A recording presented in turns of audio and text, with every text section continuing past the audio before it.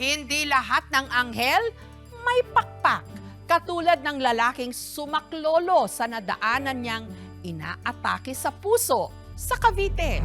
Ang traffic sa Metro Manila hindi lang nakaka-stress kundi literal na nakamamatay. Malaking balita noong 2019 ang pagkamatay ng isang pasyente na dadalhin dapat sa ospital. Pero ang sinakyan nitong ambulansya na ipit sa traffic. Kaya si Mewo panay ang busina sa takot na mangyari rin ito sa kanyang sakay. Tabi mo! Sa likod kasi ng kanyang sasakyan, may isang matandang lalaki na umuungol. Ang lalaki kasi inatake. Emergency! Busina kami sa unahan, boss! Naatake, oh! Ngunit si Mewo, hindi driver ng ambulansya o kahit pa ng anumang ride-hailing app. Hindi rin niya kaano-ano ang nag-aagaw buhay na pasahero. Pero nakasalalay sa kanyang mga kamay at manibela kung mapapaabot niyang buhay sa ospital ang matanda. Makaintindi na emergency, ayaw tabi. Paano nga ba biglang napunta sa ganitong sitwasyon si Mewo? Emergency! Tabi mo! Si Mewo, tattoo artist. Nitong Lunes, dumayo raw siya sa Bacoor sa Cavite para sa isang racket. Hi, hello. May schedule ako noon, 7 a.m. Pagdating namin dun, sobrang sikip. Habang pinaparada ni Mewo ang kanyang sasakyan, may nakasalubong daw siyang isang matandang lalaki. Nagkatingin na kami gano'n, parang... Pero hindi ko naman siya kilala.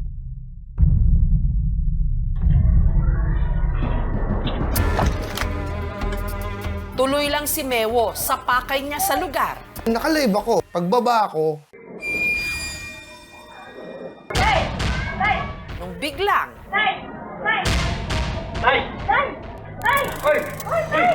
parang may kaguluhan eh. Tapos nakita ko may dalawang babae doon na nakatayo. Natake? Kadadaan lang nun ah.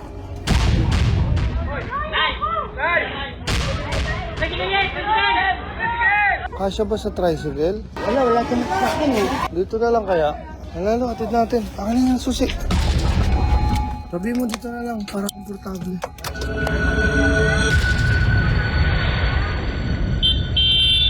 Paglapit ko, nung nakita ko si tatay, labas na yung dila. Sabi ko, naku, delikado na to. Tara.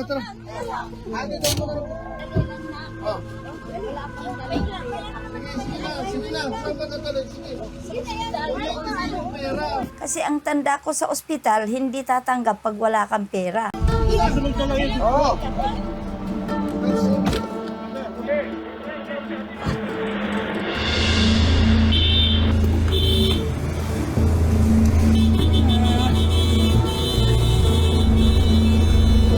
Emergency!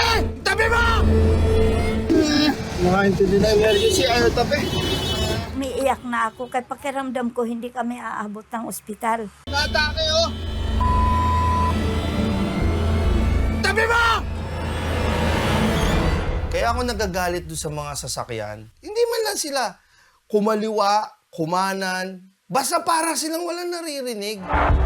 para kay Mewo, hindi ito simpleng pagtulong. Hawak ka. Gusto ko kasi maisalba buhay ni tatay kasi naaalala ko yung tatay ko. Tabi mo! Lumaki si Mewo na malayo ang loob sa kanyang ama. Ang kanya raw kasing tatay Manolito nalulong sa bisyo. Simula bata kami, adik tatay ko. Talagang naglalakad na ng hubot-hubad sa barangay namin. Talagang hindi ko naramdaman yung pagkakaroon ng father figure. Kasi ultimo picture namin dalawa, wala. Dahil dito si Mewo maagang nagbanat ng buto. Pagka-graduate ko, stop ako eh. Merong bar doon. Naghena-hena ako doon. Ang kinakapitan niya ang mga alaala ng ama kung hindi ito lulong sa droga. Nung nakaipon ako, nakabili ako ng machine. Sabi niya, subukan mo nga sa akin yan. Tinatuan ko siya. Kalaunan, sa tulong ni Mewo, nagbagong buhay naman daw ang kanyang tatay Manolito. Nagulat ako na biyahe na siya ng jeep. Pag galing niyang biyahe, may dala ng bigas, may dala ng ulam. Pero taong 2013, ang kanyang ama, bigla na lang daw nahirapang huminga. Hindi mo alam kung tulog o ano, pero nakita ko, umihi. Binuhat namin. Sa sobrang bigat nga, laylay yung puwet niya eh. Ang kanyang tatay Manolito, inatake na pala sa puso. Ni-revive. Wala na, hindi na ano. Nagbabago na siya, saka naman siya nawala. Busi na kami sa unahan, boss! Natake, oh! Ang sarap kasi ng may tatay. Tatay ako, 4 anak ko. Wala akong mahingaan, kumbaga mahinga na. Pagod na ako, yung gano'n. Kaya ako, sabi ko, nararamdaman ko nung para ko siyang tatay. Tabi mo! Ang utak ko nun, hindi ko inisip na hindi ko siya kamag-anak. Wala akong inisip na gano'n. Kaya kung makikita mo sa video, yung galit ko, yung gano'n. Iyak tuloy ako. Seryoso talaga. Seryoso.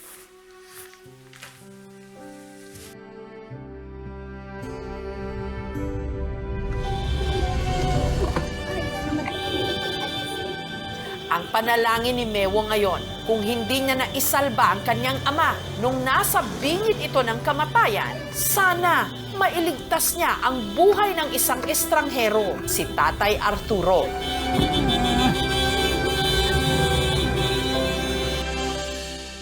Dating driver si Tatay Arturo. Kaya yun lang ang binuhay namin sa aming 4 na anak. Close siya sa mga anak niya. Pero katulad ng Tatay Manolito ni Mewo, meron din daw itong bisyo. Isang kaha, sigarilyo araw-araw. Katunayan, hindi raw ito ang unang pagkakataong inatake si Tatay Arturo. Pangatlong stroke, umiiyak na ako. Kaya pakiramdam ko, hindi kami aabot ng ospital.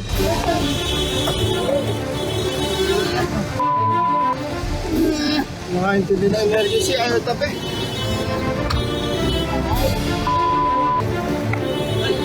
Natake. Samantala, makalipas ang halos 10 minuto, sina Mewo ligtas nang nakarating ng ospital. Ay, laban lang, ha? Oh, laban lang. Andito na. Nanay, Wala na akong maisip, kaya naninervyos na ako. Nangihina na pati tuhod. Tinulungan ako ng bata. yung may tubig, baka kayo rin maano. Ang tawag namin doon ischemic stroke. Sa tindi ng init ng araw, pwede yon mag-trigger ng stroke. Sa isang taong matagal na may sakit. Ang tabayanan natin huwag bumagsak. Kasi 80% ng namamatay sa inatake ay hindi dahil sa atake, kung hindi bumagsak. Yun naman mga major stroke na pumuputok yung ugat. Within a few minutes, nawawalan sila ng malay eh. Kailangan lang na madala sa ospital. Si Tatay Arturo, maswerteng nakaligtas. Nung magising ako, doon ako sa hospital. Sabi ng asawa ko, yan ang naghatid. Salamat anak ha, salamat sabi ko. Mabuti na lang daw at may hulog ng langit na nag-alok sa kanila ng tulong. Malaking pasasalamat ko. Kasi kung wala sila, baka wala na akong asawa. Matapos ang 3 araw na pagkakakonfine sa ospital, si Tatay Arturo lumabas na nitong Huwebes. Nung bago sila umalis, dumukot pa siya ng pera. 3,000 plus, inabot niya sa misis. Bihira yon, bihira. Ay! Matapos mabalita ang nakalabas na ng ospital si Tatay Arturo, itong Biyernes, dinalaw siya ni Mewo. Wala ka pa. Wala na sana ako kung wala ka pa. Salamat talaga, salamat. Bahagi ka lang. Bagong buhay. Ang hindi alam ni Mewo, siya pala ang masosorpresa Ayun, oh. Sobrang masaya to. sa aming pagbabalik.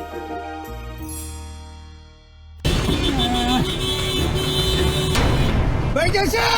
Dahil sa pagiging maagap ni Mewo, ang estrangherong naabutan niyang na-stroke sa Cavite na si Tatay Arturo.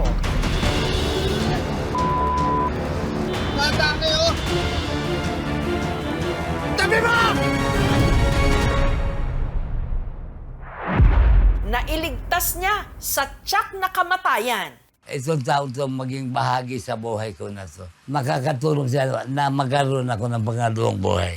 Gayunman, sa kabila nito, si Mewo hindi pa rin nakaligtas sa mga pambabatikos. Kaya may nagsasabi, bakit mo binidyo? Eh, hindi ko binidyo. Naka-live talaga ako. Kahit i-check nila yung page ko, araw-araw ako naka-live. Sa totoo lang, hindi ako nakapag-ask na personal o message kasi hindi naman kami magkakilala. Asawa ko yung nagpilit sa akin, i-re-upload mo to motivate others.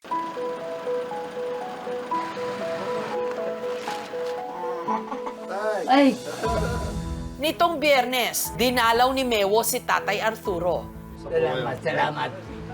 Wala na sana ako kung wala ka pa. Kailan ang tatay ko kaya? Pwede ba? Pwede. Ha? Pwede.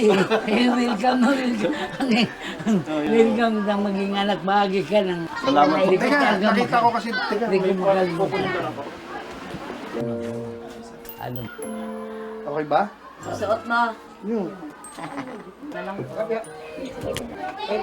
Hindi ko nagawa sa tatay ko yan, kaya alam ko masaya yun. Proud yun. Kaya alagaan niyo buhay niyo ha. Tatay, dinrawing ko kayo. Biglaan lang po ito ha. Pagalit sa'yo, anak. Opo. Talagang iingatan. Mukhang mas gwapo ako dito. Inedit ko po kayo. Ayun oh. Oh, ha? Dalawa na. Oh. Ba? Ayos? Gawa mo na to. Oh, inedit ko po yan. Ah. Ang hindi alam ni Mewo, ang pamilya ni Tatay Arturo may inihandang sorpresa sa kanya. Ikita mo na hindi. Ay, salamat po. Ayun oh. Isang litrato kung saan kasama na niya ang namayapa niyang ama. Masaya to. Sobrang masaya to. Ay, ito ano lang po to ha. Konting grocery. Nayan. Dapat ako nga ang mag... Wala ko diba? yan. Buong pusong binigay, tatanggap ito. Basta ito, tinuturi ko na itong anak ko. Buong puso akong nagpapasalamat sa lahat ng tumulong sa akin.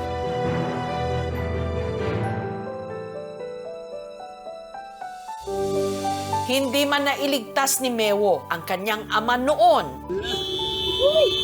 Tabi mo! Sa isang estranghero, nabigyan siya ng pangalawang pagkakataon. Ang taus-pusong pagmamalasakit sa kapwa. Tunay ngang walang kinikilala.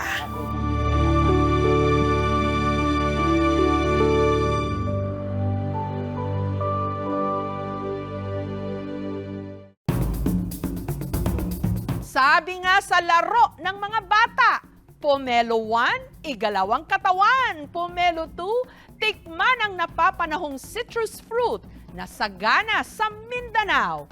Juicy at panalong pomelo. Pomelo 1, sa tamis-asim, tiyak kikiligin ang iyong katawan. Pomelo 2, patok ipang negosyo. Pomelo 3, citrusy at rich in vitamin C. Suha o lukban sa mga Taga-Luzon. Buungon naman ang tawag ng mga Bisaya. Mas kilala ng publiko sa tawag na pomelo. Sa ere ng Mlang sa Cotabato, makikitang hile-hilera ang mga punong ito. Parang mga Christmas tree sa dami ng bungang pomelo.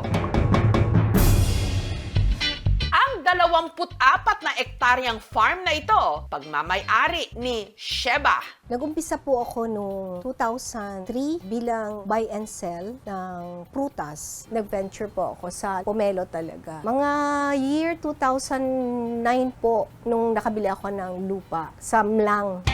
Nagsimula lang daw noon sa 1,000 na puno ng pomelo ang kanilang farm hanggang naging mahigit 5,000 na ito ngayon. Kung mamumungan, maabot siya ng mga 100 tons. Kumpara raw kasi sa ibang prutas, ang puno ng pomelo hindi maselan. Bunuhan, daligid sa madako at sa 7 months, hindi na kapabunga.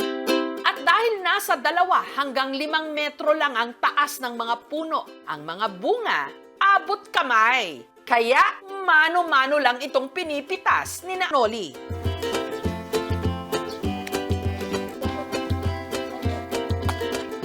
Habang yung mga nasa itaas naman, sinusungkit ng kawayang kinabitan ng net na kung tawagin, sibot. Yung dulo niyan is ready-made na po. Para malaman kung hinog na ang pomelo, ang kanilang palatandaan, kulay ng balat nito. Murag kulay dilaw na. Pwede na pitasin. Pwede na. Iwas ta sa maulog. Kaya maulog, ma-reject ng good share. Ito yung klase A. Iwalay namin. Ang pagkakaiba sa klase at sa kasi, yung balat lang.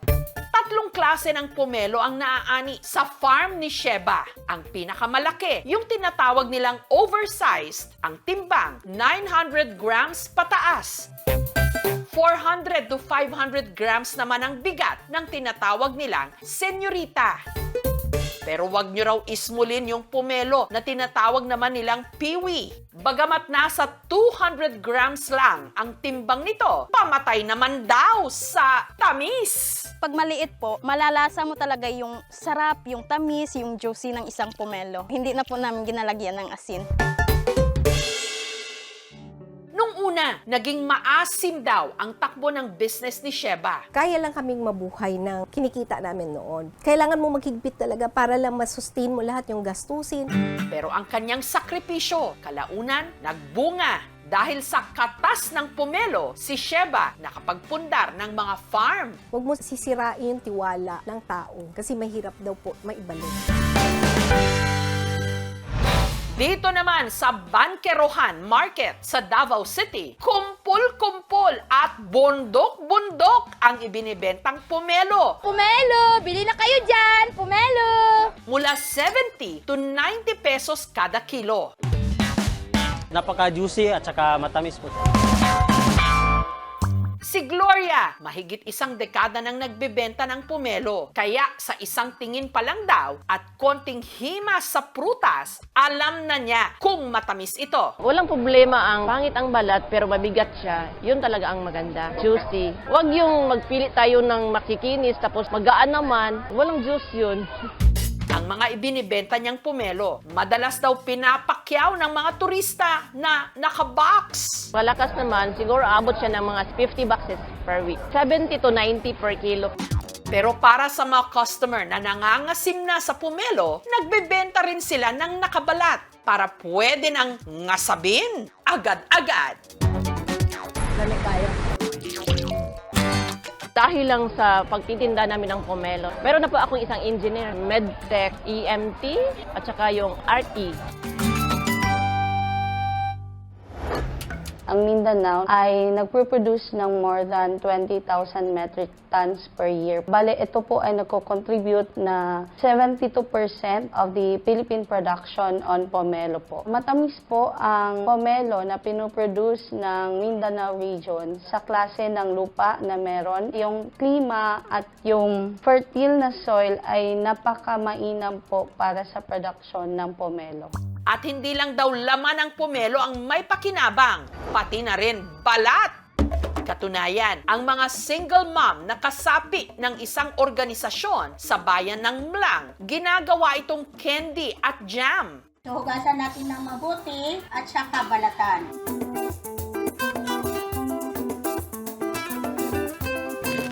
Ito po yung gawin natin candy, yung balat na nasa second layer.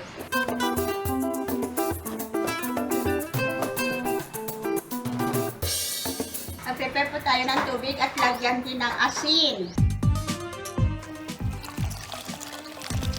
Para mawala naman ang pakla at pait ng balat, sunod nila itong ibinabad sa soft drinks,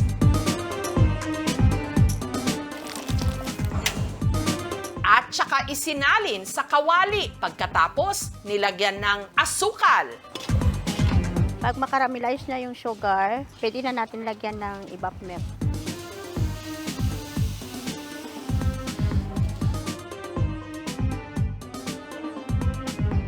Kaon na yun. Sarap. Ang benta nila rito, 25 pesos kada garapon. Not too sweet. Yung texture niya parang gummy bear. Di mo akalain na balat ng isang pomelo. Ang pomelo, ginagawa rin palang palaman, pomelo jam. Ang binalatang pomelo, dinurog sa blender. Isang cup na sugar. 1:1 po tayo.